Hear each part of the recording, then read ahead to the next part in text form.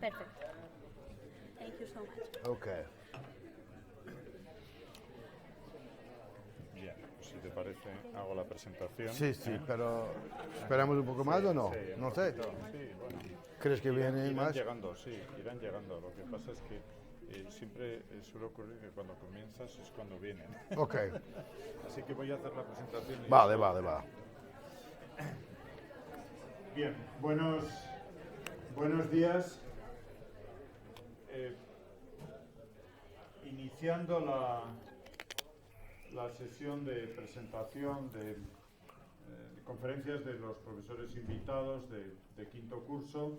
En este semestre, el placer de presentar a Ricardo Bak Gordon, arquitecto proveniente de Lisboa, de la Escuela de Lisboa, de esa fértil cantera de arquitectos portugueses que tanta tradición tienen ya en esta escuela y que esperamos seguir manteniendo dentro de este contexto de arquitectura ibérica, donde hay tantos elementos comunes y tanta relación.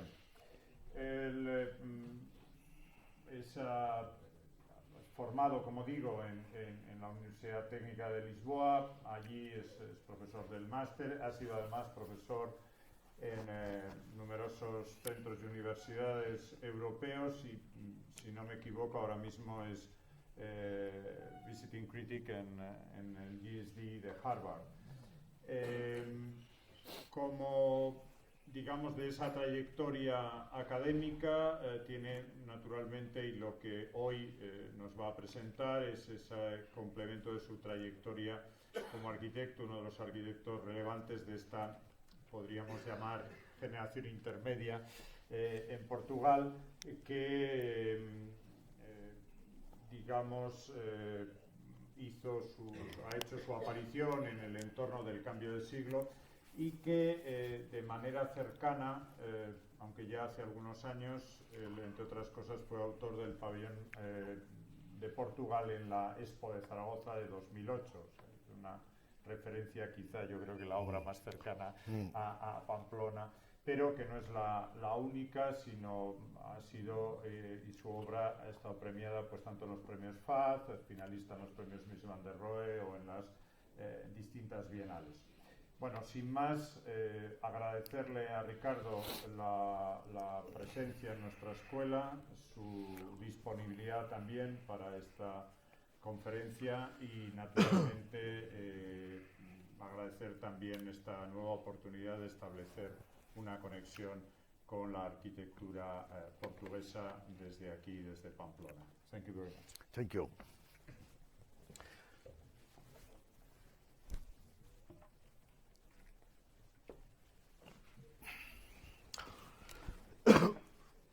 Oh, sorry. Bien. I don't know if I should speak in English or in Spanish. Oh, well, Spanish, it's not actually Spanish. It's a kind of. But still, I don't know how many of you, for you, is okay if I speak in English? I think it's more or less the same, no? So thank you very much for the invitation. I mean, for me, it's a great pleasure.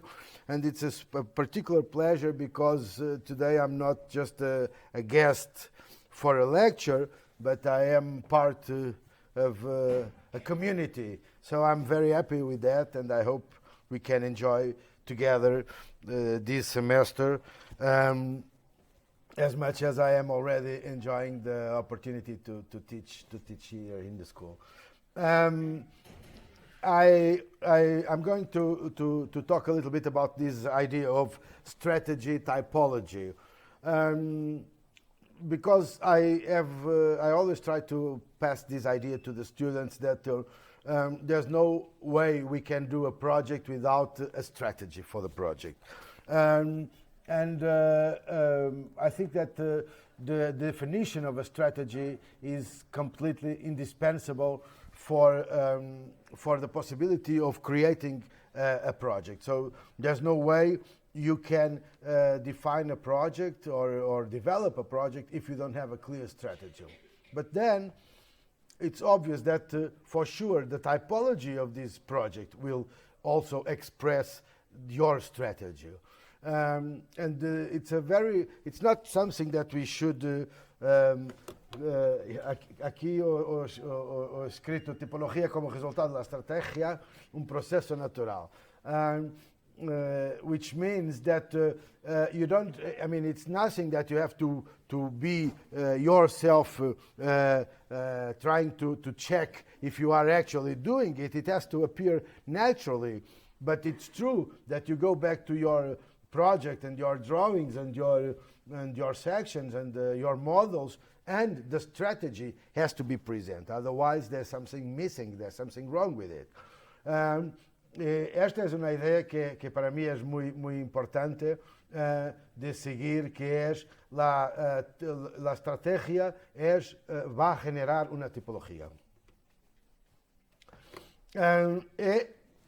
And this is something that we can actually find out in every project we go for. So, I mean, when you see la Villa Rotonda de Palladio, obviously you look at this plan and you look at the project, but actually you look at the plan and you can imagine how this project was, what was the strategy. I mean, this idea of Cartesian axis, the idea that you, with the construction of the house, you may get all the territory and the landscape and create a kind of a center of this landscape by constructing the house in this way. And the fact that somehow you redefine the site by the presence of such a Cartesian drawing, and with these 4 facades that play more or less the same role. So it's clear that there is an idea of acting on the territory by defining such a plan.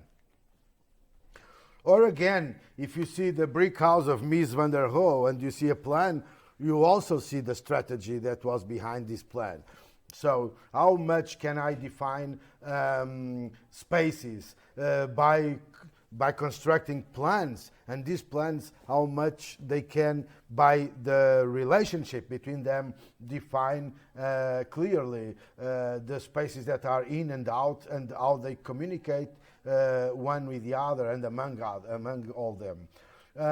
So again, it's something that there's, I mean, when you see such a plan, you clearly have the impression how the space, and you see here the big spaces outside that they go inside, they follow the space from the outside to the inside, and suddenly you also can see how the space is shaped and how much it can continue connecting with the exterior.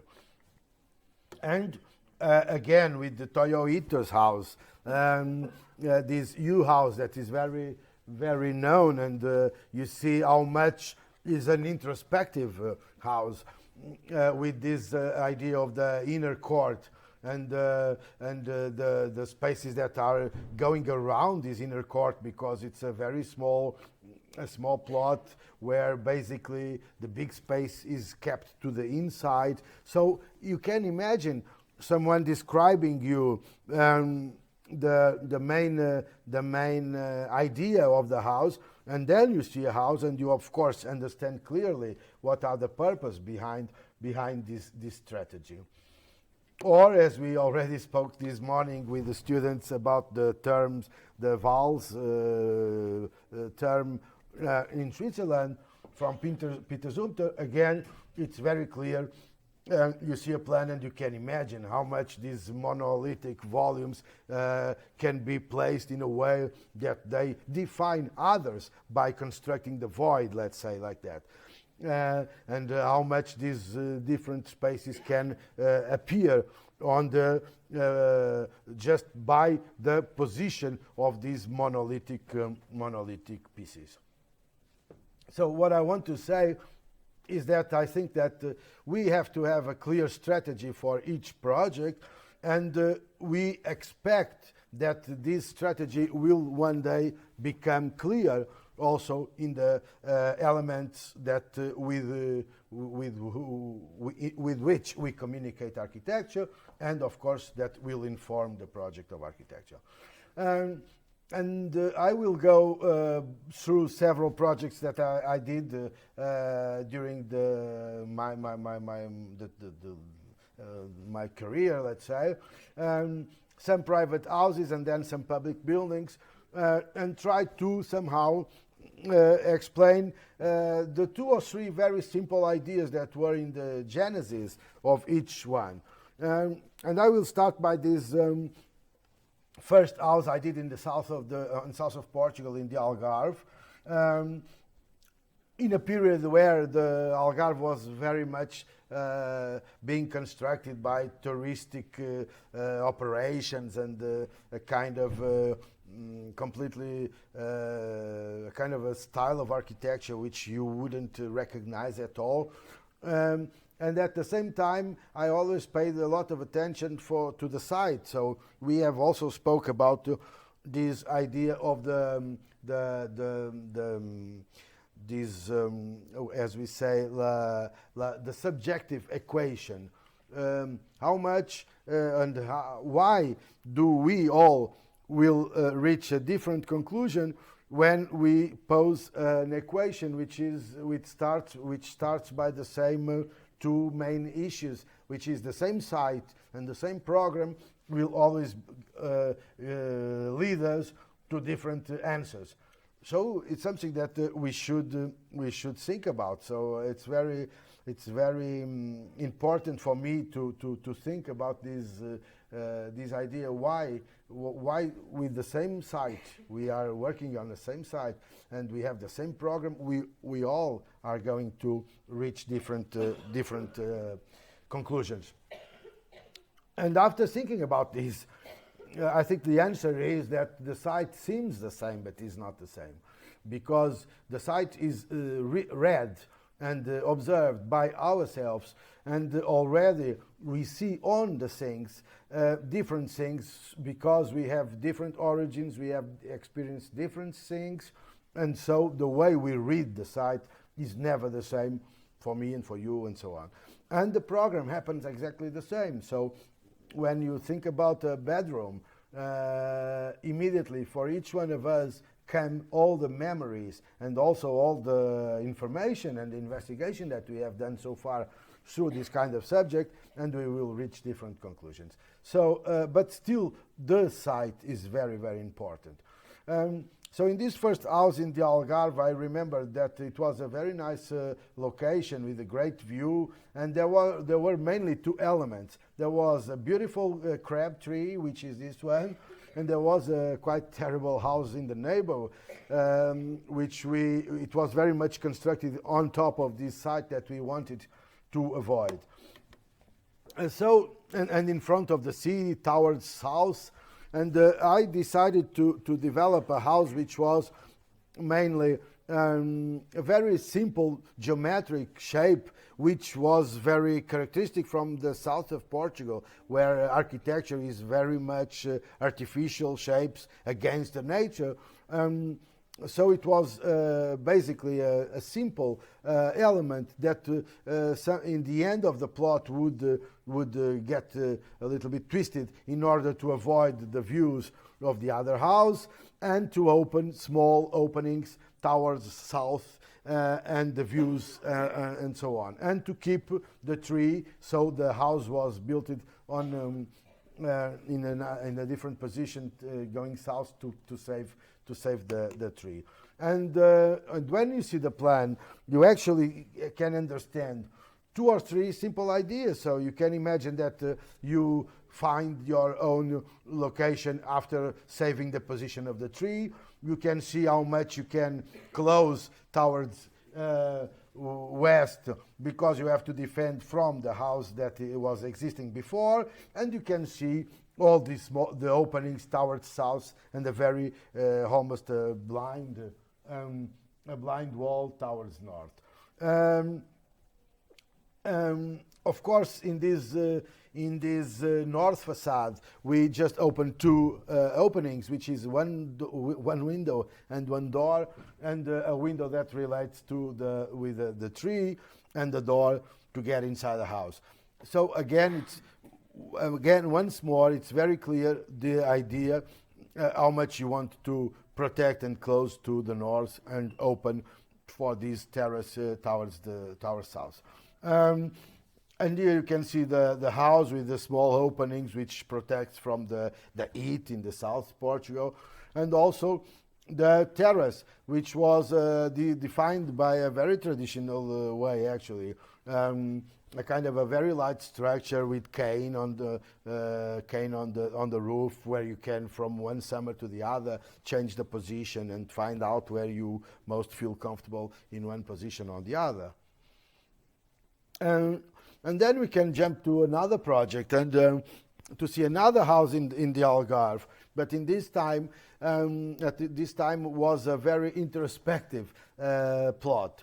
So generally, clients come to you with a plot that has a view, because it's a very evident way of power to be located in a place that has an important perspective and large views. But this was the first time a client came to me with a completely introspective plot that didn't see further than its own limits, let's say. But there was a ruin in the middle of this plot that we should somehow locate a new house in this location, and the idea was somehow to answer this introspective plot as constructing a kind of artificial centrality on top of a super artificial platform, 20 per 20. Which somehow would be the echo of this void with its own limits, and again to define a platform with several in and out spaces divided and designed by the presence of a simple wall, and this wall would somehow create these different terraces. So when we see the plan, we can see that this house is designed as a construction of a platform and a construction of a single wall. And this wall goes in and out, and when it touched the end, it defines what are the inner spaces and the outer spaces. These outer spaces became terraces and patios, where you can choose to be during the day. So either you want to be more on the shade or on the sun, you can go around. And of course, the house, the inner spaces and the outer spaces, they connect just through the patios. So you never open any doors or windows on the limit, the external limit, but just towards these own patios. Of course, the house has some other divisions inside, which were made by lighter elements like wood panels and so on, but basically what we designed was a single wall on top of this platform. And here again we see the image of the house and the relation with the voids that were established in the house. So I quite like this idea that you have one or two simple ideas to build the project, and that you recognize very much the relation between the plan and the result, we can say like that. In this case, because we didn't have any views or any perspectives further than the limit of the plot, we actually deformed a little bit the roof in order that we emphasize this idea of being defining the limits of the plot and the relation between the house and the plot.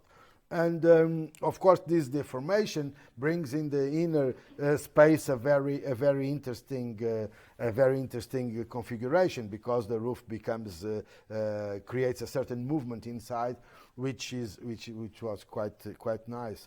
The terraces are again covered with the same shape of the house, with a very light structure and some cane, which offer a very comfortable shadow during day, and again at night it's quite nice, this kind of traditional way of creating this roof for the patios, and it's very beautiful because it shapes and changes very much during the day. So there's a certain dynamics on the design of the walls again. Another house that we also designed in 2008 was in a very small village on the north of Lisbon, near Óbidos. I mean, it's almost a rural territory, and it was a small villa where you can define this villa like it's a road with houses one and the other side. But it's very nice because it's in a higher location, una curva, uma linha de festo. I don't know how to say, se diz linha de festo, la línea que conecta los puntos más altos de un territorio. But anyway, so it's a beautiful road that then it has two big slopes for each side. But what is interesting in this site is that none of these constructions are very interesting by itself, but the ensemble, the group of houses all together, it is nice actually. And this is more or less the atmosphere of the neighborhood. And we happened that we built a house in a plot with two sides, but one of the sides was from here to there. So it's just this bit in one road, and another bit, and this bit in the other road. So a very tiny plot in the middle of these poor constructions, as you can see here. And again, the house will try to somehow to give continuity to this kind of lost morphology, but it was defined by, again, when you look at this plan, you immediately recognize that there are something that this plan is trying to connect with. I mean, you would never design this kind of plan if you would be free from compromises on the outside. It is a house into floors, which is a kind of a common ground in the lower level, and 2-3 bedrooms on the upper level, a very simple program, and then some terraces that try to deal again with the environment. And with this particularness of entering in half level, and more than that, what we tried to do is to create a continuity of the morphology of the whole villa. So from one side to the other. Even in terms of color, I recognize that this neighborhood, it's not that the houses are painted, because the houses are not painted, but there are some elements, some stripes and things like that are painted. So we tried to participate in this kind of color atmosphere, but in a dynamic way. And what we actually did was to create some shutters that are painted inside, but once you open them, the color disappears and it comes back in the late afternoon and things like that. And this is one of the atmospheres of one of the bedrooms. And again, trying to deal with the tininess of the site, but also the topography, to find the possibility of integrating some terraces in the middle of these roofs, which is actually quite a nice atmosphere. And here we can see how much the house tries to get together in the whole neighborhood.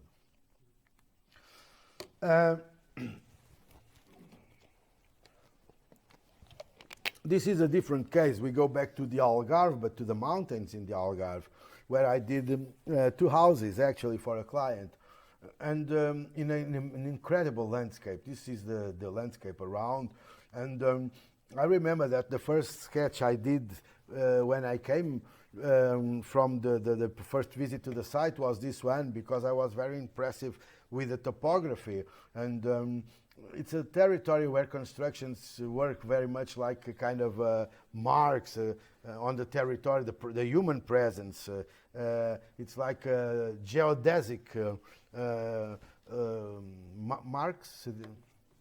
And so I remember I did this sketch because I actually found, had the impression that in this kind of infinite landscape, the human presence is very much associated to architecture and to this kind of artificialness of marking a net on the territory.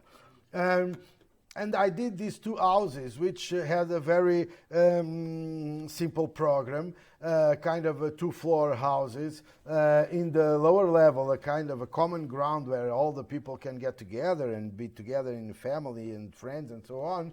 And for the opposite, the bedrooms were kind of cells where you would find your own patio and terrace, very private.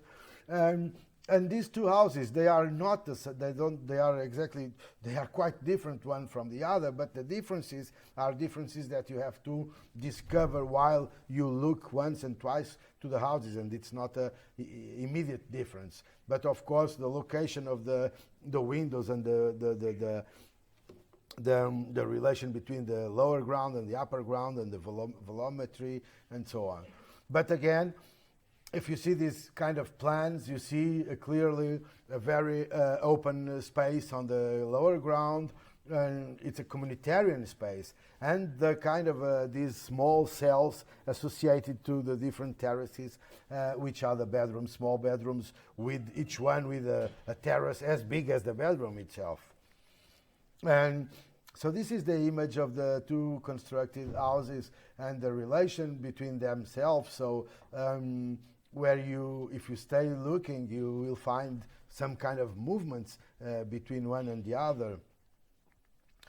And this is the way they are placed in the landscape. And these houses were very much designed like a model again. It's like you design one single wall and then the house is done. And all the windows are actually added to the outside wall.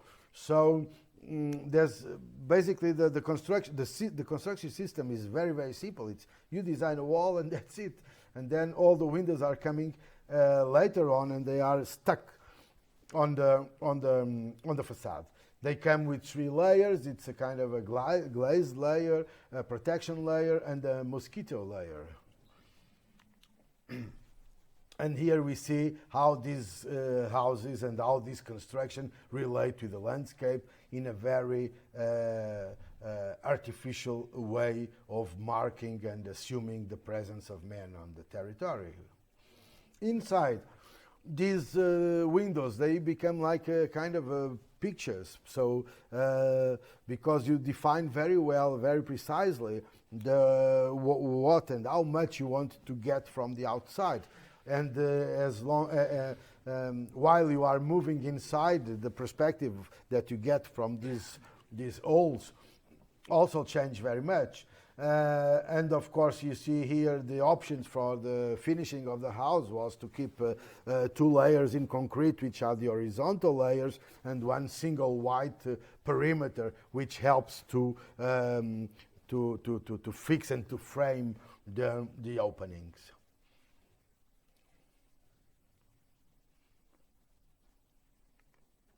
And here you see very well how the system works for the windows, which is a steel pre-frame where everything slides on the outside.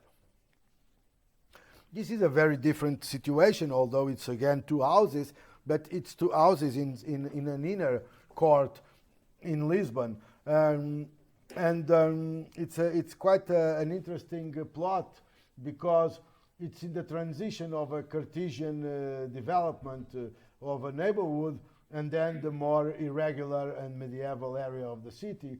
And so this moment where these 2 ways get together will make appear situations like this with a very big inner court. and it's actually a 1,000 square meters inner court, with some pre-existing constructions, very poor greenhouses.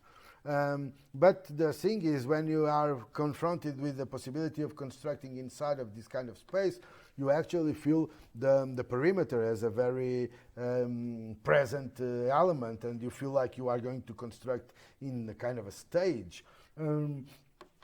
It's interesting to think about these inner courts because it's a kind of a city inside the city, so it's an Eden city.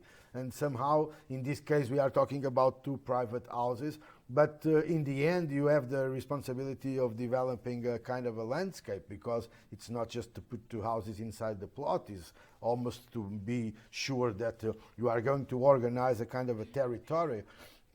But the thing is that when I first started working in this project, I easily understood that most of the area of the court will still be a void in the future. So the more I could build was like 400 square meters, so still I would have like 800 square meters with empty space. So I understood that the void was the main issue of this project, and I started thinking about a house or two houses that would occupy the space in between, leaving the voids as the major element of the construction. Here you see a site plan and the strength of the border, and here you see a plan of the houses where you actually see the functions that go around the voids and the different patios with the different qualities. And there is a small house in here, which is a two-bedroom house with a main living in this position. And then the bigger house, which is that one with an office, bedrooms, living area, dining room, and kitchen. And here you see that, sorry.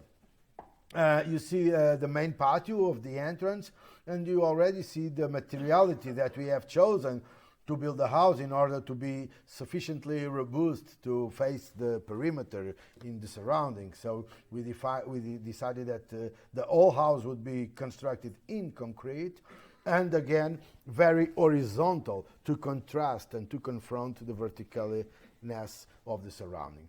So I would say that this house is done with three things: material, the height of the horizontality, and then the window, which is a single frame that we multiply as much as we need. So you use this frame 3 times, you use this frame 2 times, and of course you are opening more or less to the courts as much as you want.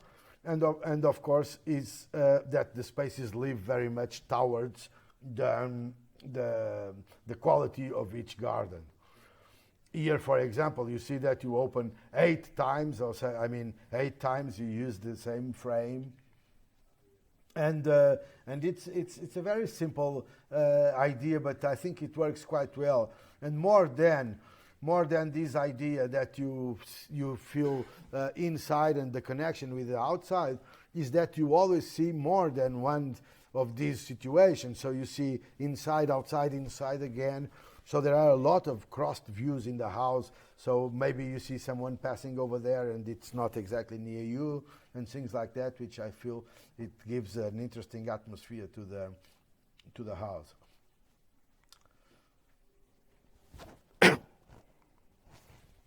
And this is actually a house that I'm doing now. Sorry. It's in the Alentejo. Alentejo is still the south of Portugal, but not Algarve. So it's between, actually is the driest area in Portugal. It's the most closer to the desert we have in Portugal.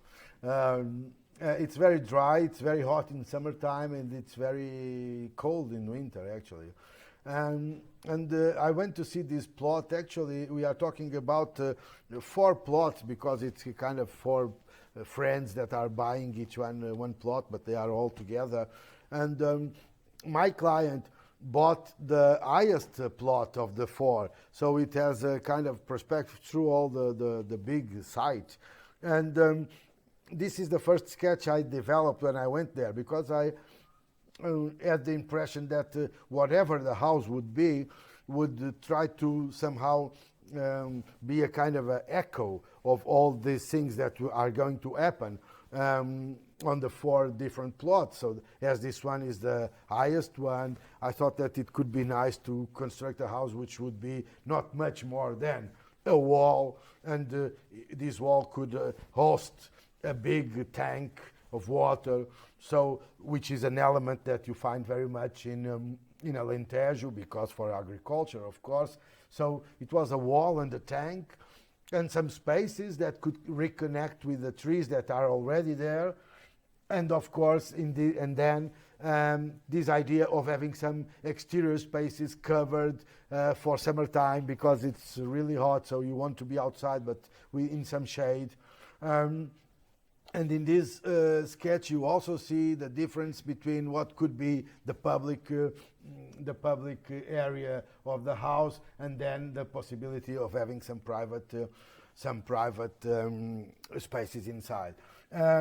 And here in this plan, you see the 4 sites, and you see the house as very much a wall of defense of all the things that are happening somehow. And here you see a plan, and again you see the public space, the main wall with the tank, the 2 exterior rooms, casa di fresco, no so, I don't know how to say in Spanish, but umas salas de fresco, que se poderá estar fora por aqui, an inner court, and the bedrooms that are going around this inner court, which also contacts with the main open space. This works very much like an open space. This is for eating outside the dining room with the horno de leña, and this is the fireplace inside. This is the main facade towards south, where you see the 2 houses of fresco, and the 2 openings for the main room. Here you see perspective with a tank, which follows the whole facade. And here we see the atmosphere of these salas de fresco, which are very high. It's 6 meter height each one, and the way it's going to be the covering of some wood. In this case, I'm thinking about doing some wood structure for the shade, not just the cane, because it might be more robust and last longer eventually. This is an image of the inside space, but this movement of the wall actually brings some dynamics to the inner space, which I think it works well. And the inner court. And we changed subject for some public buildings. I had the opportunity of working in an interesting project in Portugal, which was the modernization of secondary schools that started in 2007, and the government invested quite a lot. I mean, it's interesting, this story, and I can tell it fast, which is that in Portugal, secondary school was only obligatory from 74, when we became a democracy. And in that time, there was a need of doing a lot of secondary schools all around the country. So there was a definition of a kind of a plan with pavilions, and these pavilions have been located in all the cities, and from the seafront to the inner country, north to south. I mean, it worked well for 30 years, but of course they were very poor schools. So in 2007, the government decided to invest and rehab these schools, bringing new functions like new libraries and I don't know, auditoriums, sports facilities, computer and laboratories, things like that. And also to improve the quality of the classroom.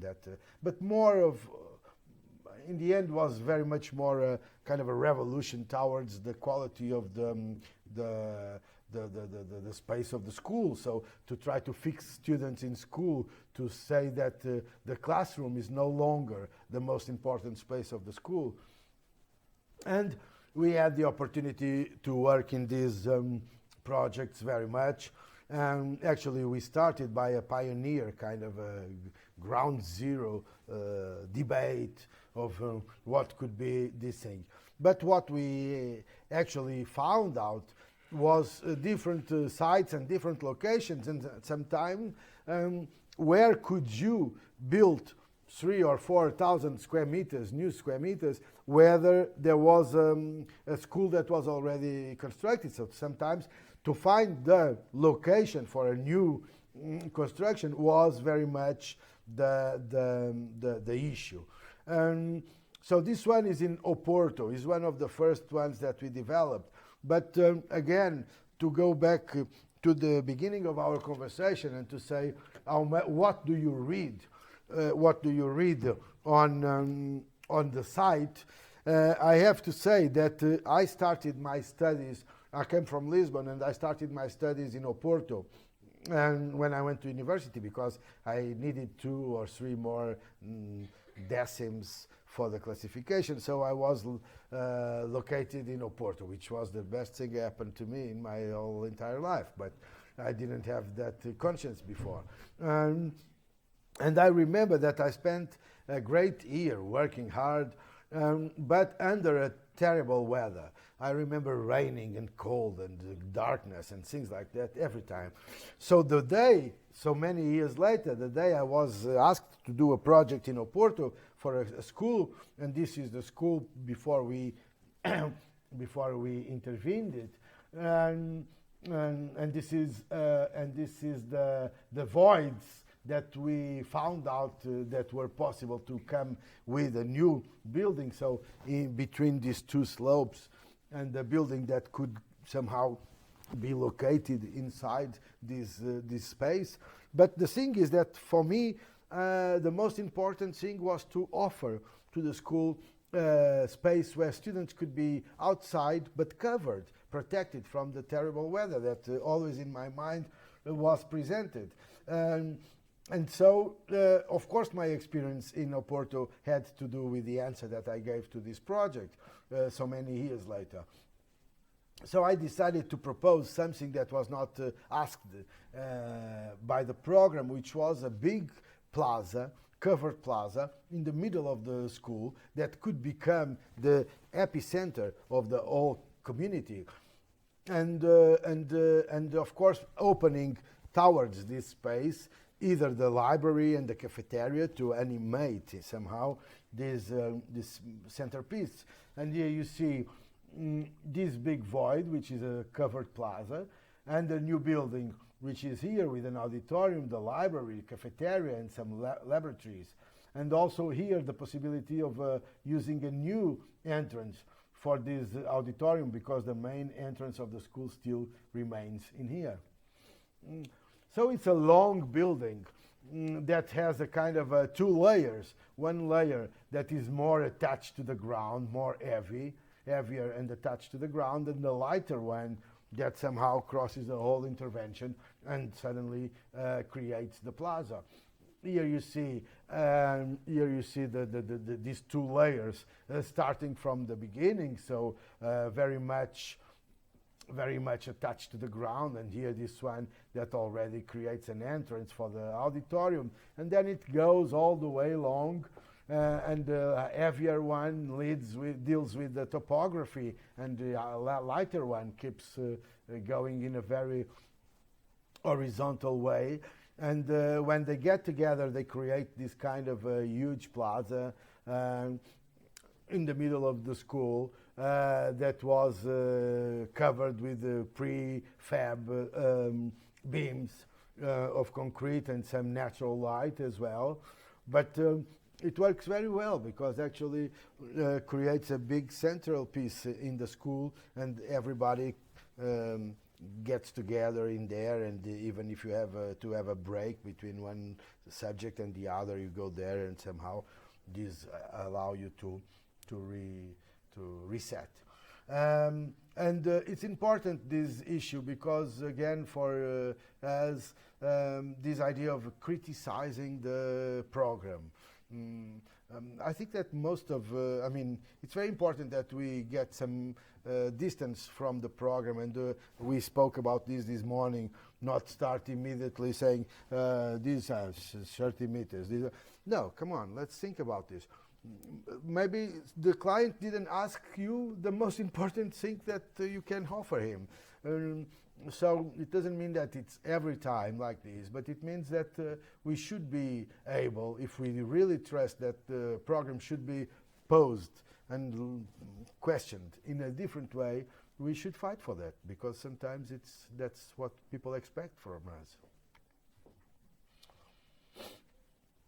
These are the spaces that are related to the plaza. The cafeteria in one side, the library in the other side. And this is another school, again in Lisbon. This actually was the first one that I did in a very nasty neighborhood and very tough. And this is the kind of constructions that we used to find when we went to these sites for the first time. Very poor constructions, very bad organized, full of improvements. But in this case, we were trying to see how can we get free space inside. And more than that, how could we connect all these pavilions in order that they are no longer isolated pavilions, but they are part of a whole thing. And how much this whole thing can become, for one side, the connections, and for another side, the new functions. So we actually developed this plan, which is a kind of an infinite line of a wall that would have no starting point or ending point, but basically would go and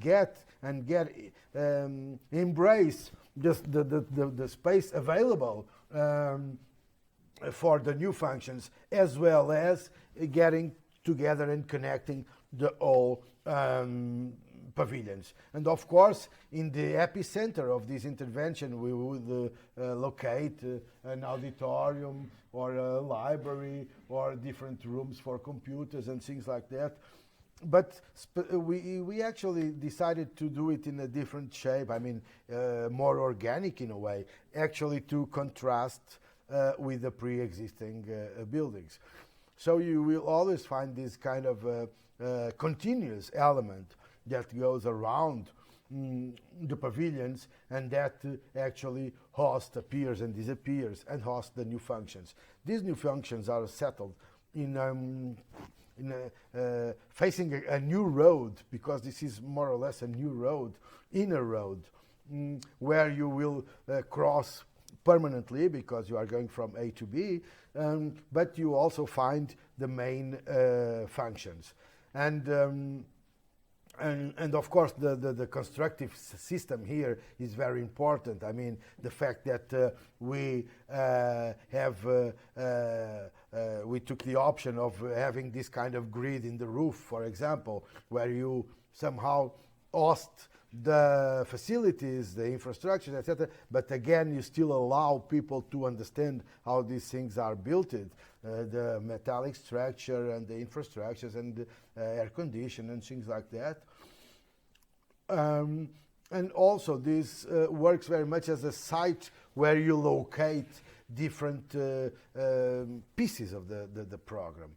So there are these circulations where sometimes you reach a kind of a double height, because we have kept the topography. There's a kind of a small slope towards the building, and you start with a kind of a regular height, but you arrive in this epicenter with a double height, where you can be in a higher situation, which is this one, for example, with rooms for students to work together and to be with the teachers in an informal way.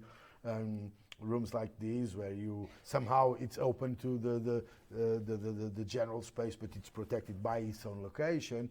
Or this kind of computer rooms, where again it is open towards the roof, but still you have some privacy. and things like that. And now we go in another project we are developing, which is in Switzerland, a competition in Hobenshorn, which is in the Lake of Constance. It's a very nice location.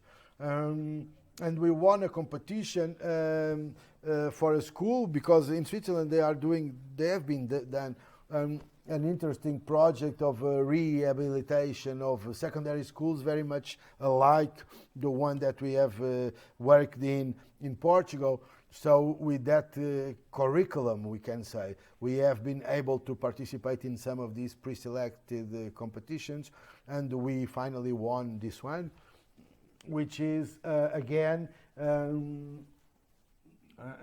where are we? Okay, so there is several buildings. One, this is the oldest one, this is an intermediate building, and this is the newest one. But they want to make some changes, so basically they want to keep this building and to get rid of that one, because they don't have acoustic and climate and all the conditions for the facilities they are interested in.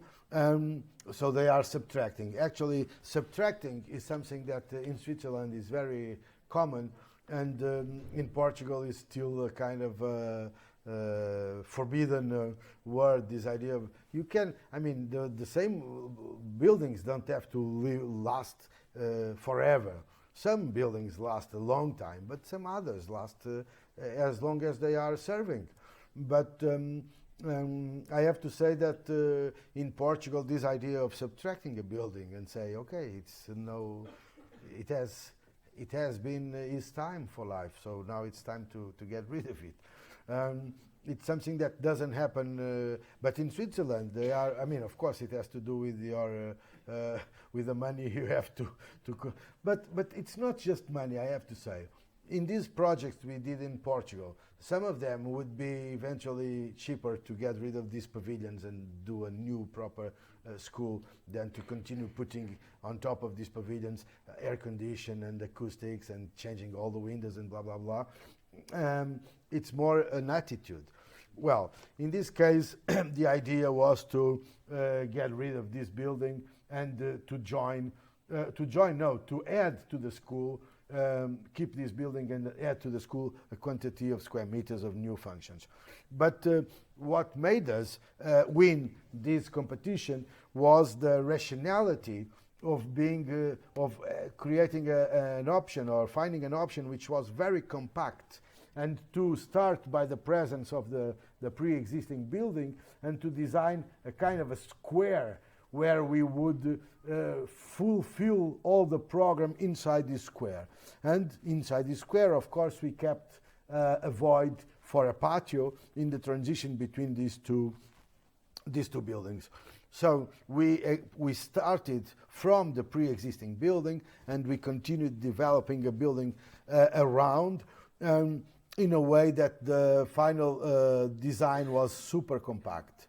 And this compactation, I could say, was, which is circulation around, saving a very big atrium towards the fields and the landscape and the gardens, a plaza in one side, a natural garden in the other. This very important element here, and then a library, which is the epicenter of the school, and the patio, of course. So the library is located between the patio and the hall, the entrance hall. This is an image of the patio, and the pre-existing building in one side, and the new building with the library in the opposite side. And this is a little bit an image of the inner library. Okay, this is another school in Switzerland. Again, it's another competition in Mendrisio. For those that know the School of Architecture of Mendrisio, this is the main building here, the School of Architecture, and this is the Torconi, and this is a library by Mario Botta. This is a small church. And another thing that is very interesting in Switzerland is that they propose to build in spaces where you would never imagine to put a a big building, and when you look, they propose here a new building for the university. And when I visit the site, I thought, come on, where can you get the square meters that you are supposed to develop in such a tiny place? So the idea was to, in this void, to get a new building for the university. But there are some interesting things in here, because most of the people come along this path from the train station. This is very residential with small houses. These are big elements. So whatever you would put in here should make the transition between the smaller scale of the city and the public buildings that you are facing in a higher level. But for me, more important than that was that we should keep a big void in the relation between these several parts. So we didn't win this competition, and the one that won the competition actually occupied the whole area. But I always had the idea that, I mean, we should, again, this is another thing that I think we all do, is to design the voids. So the voids are not parts that you are asked in the program usually, but it's our way of working that should promote these voids. I decided to keep this void to relate these four elements. So the plan is a building that comes to the plaza and relates with these three other elements, and creates also a small patio over there. But in the lower ground, there is the patio, and there is these other elements that connect to the other buildings of the university. And here you see the building which connects somehow this patio and the street, the road with the small houses, and the way it is divided by a kind of a base and an element which makes the crown of the building, you could say like that. These are the classes for the atelier, turned into this patio which is in the lower level. And this is already the building in the plaza that we designed, facing all the other components of the plaza, which is the school building, the church, and the library. And here you see the upper level with the loggia facing the whole plaza down there. Okay, I think this is the last one. As you probably know, I have been working with Paulo Mendes da Rocha on this project in Lisbon, which is the Carriage Museum, the most visited museum in Portugal. And Paulo was invited to do this project for the government, and he invited me to be his local architect. So for a long time we have been working in this project in Belém. Belém, actually the ones that have been to Lisbon have visited this project. We are talking about this area. This is the actual Carriage Museum before the new building. This is the palace of the president of Portugal. This is Jerónimos. This is the cultural center of Belém. This is Padrão dos Descobrimentos. I mean, this is Belém, which is the most touristical and cultural area in Lisbon. And it's very interesting, because this is a kind of a very regular area, we could say, facing the water, which had a kind of non-solved east bound developed as a public space. So again, when Paulo Mendes was invited, he came to visit the site, and then he came with this answer, which is this model, by the way, developed by himself, and already dividing the program in parts, in pieces. So mainly two components of this program, because he had the idea that the collection should be in a pavilion, which is the exhibition hall, and some other small items like the library, the administration, restaurant, auditorium should be in an annex building. And also he was asked to do the museum and a path, a pedestrian bridge towards the train line, which is this one, towards the front of the river. But more than that, and if you know Paulo Mendes da Rocha's work, you know how much for him the public space and ground of the city is important.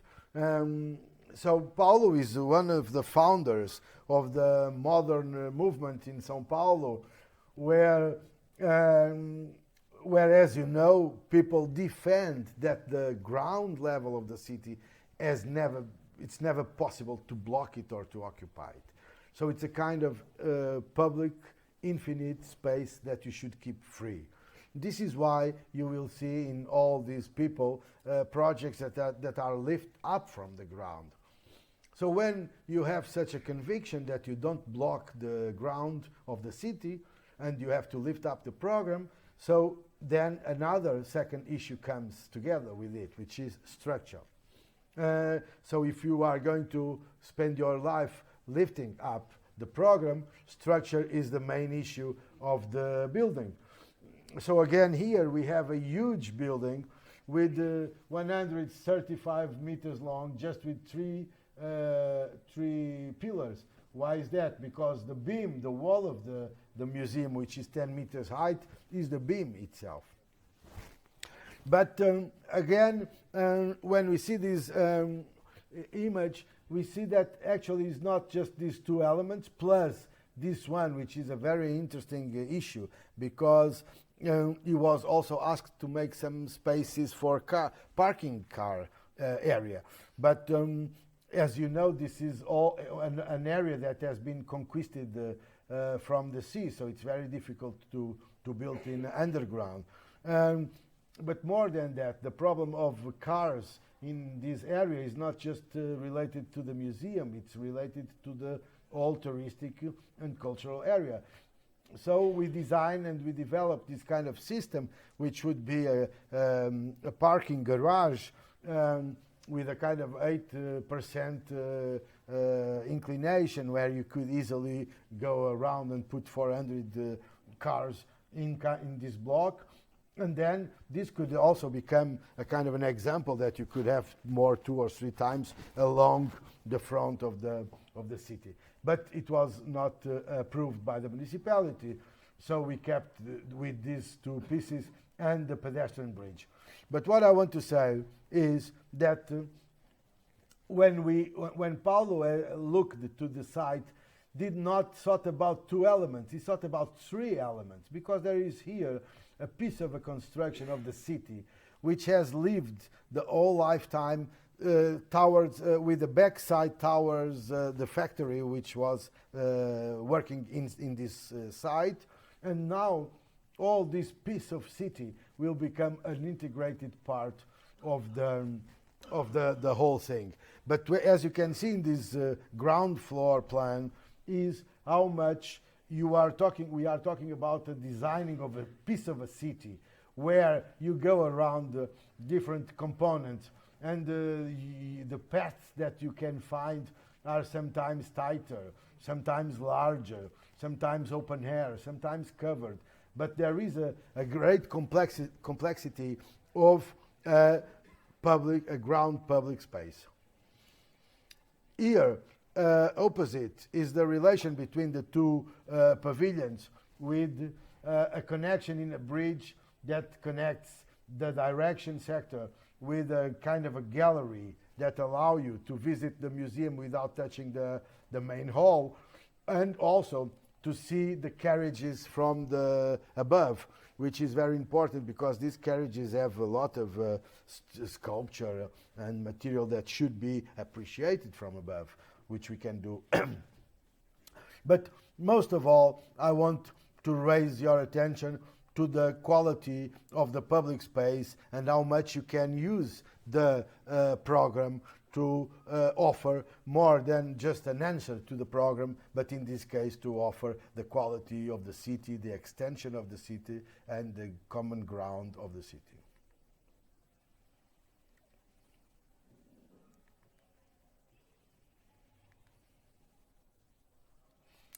Here you see some of the main structure. So the structure of the annex is a main concrete structure with just one single beam and this pillar where all the bridges are coming to attach it. And this one, for contrast, is the single pillars with the metal trays inside this huge wall.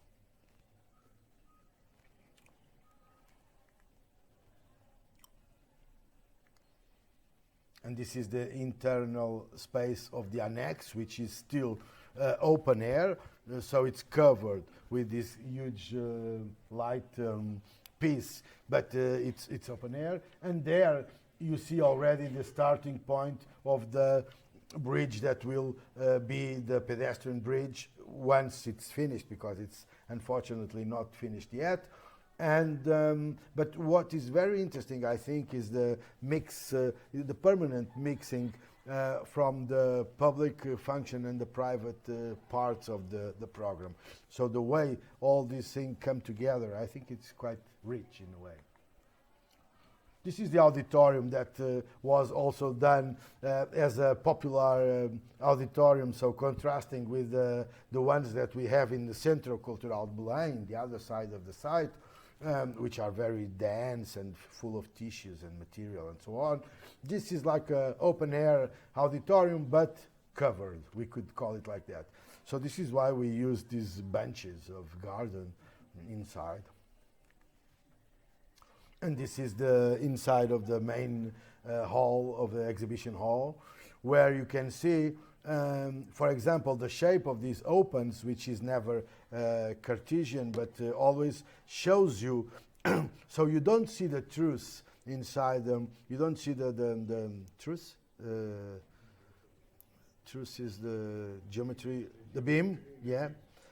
But you understand it by the way the openings are operated. So you know that there are diagonals inside this wall to construct it.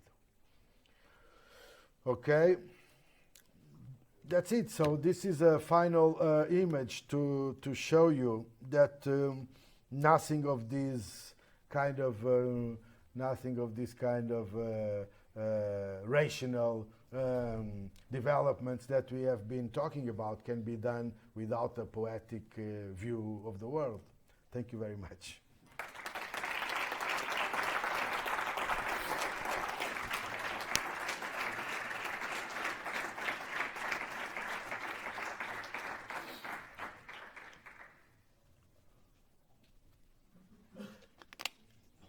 Questions?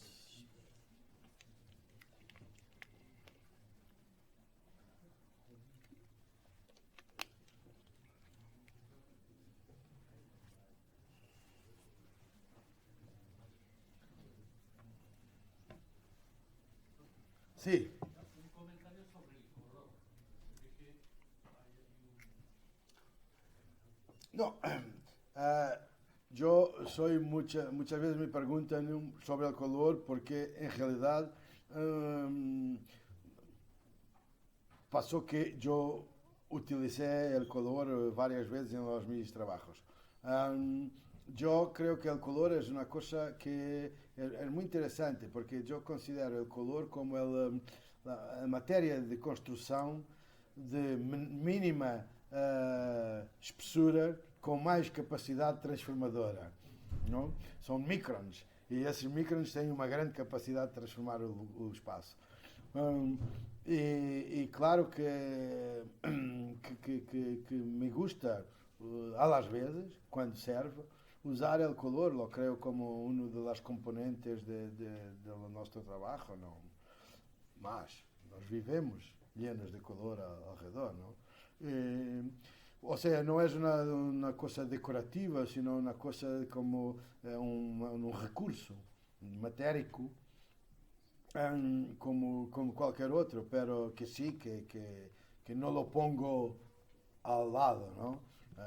Lo enfrento, lo confronto y cuando me sirve lo cojo.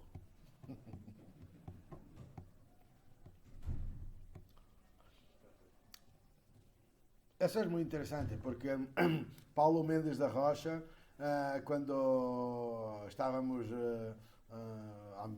más o menos a medio del trabajo, no sé si no teníamos aún empezado la construcción, cuando me ha dicho que él quería coger algún color para dentro de la construcción del museo, ¿no? Y que en realidad ha elegido dos cosas en la plaza, que son el auditorio y las áreas oficinales, en que una es rosa y la otra es un rojo fuerte. E que, como todo este espaço, uma grande espacialidade urbana, que de algum modo, correndo um pouco de color de la envolvente hasta el lugar, ayudaba a fundirlo un poco más. Y es muy verdad, porque cuando miras al auditorio rosa ahí dentro de la construcción de hormigón, pero luego miras otros rosas que están por esa parte de la ciudad, pero te giras y ves el rojo y luego ves las construcciones industriales del puerto y del ponte, no sé qué, que tienen la misma color. O sea, se coge un poco y eso ofrece un modo más de continuidad. Eso es mucho de que estamos hablando, de continuidad, ¿no? Yo creo que los arquitectos, yo a las veces pienso que los arquitectos se pueden dividir en dos grandes grupos. Los que trabajan por continuidad y que creen que su trabajo es algo que se pueda añadir y dar continuidad, inducir algo en un proceso de continuidad, y los que quieren inventar un mundo todas las mañanas, ¿no? Que son muy más fuertes y robustos, porque yo sería incapaz de ter fuerza para inventar un mundo todos los lunes por la mañana. Pero no, yo creo que no trabajamos sino en continuidad. Y por eso algunas cosas nos sirven para apoyar la continuidad.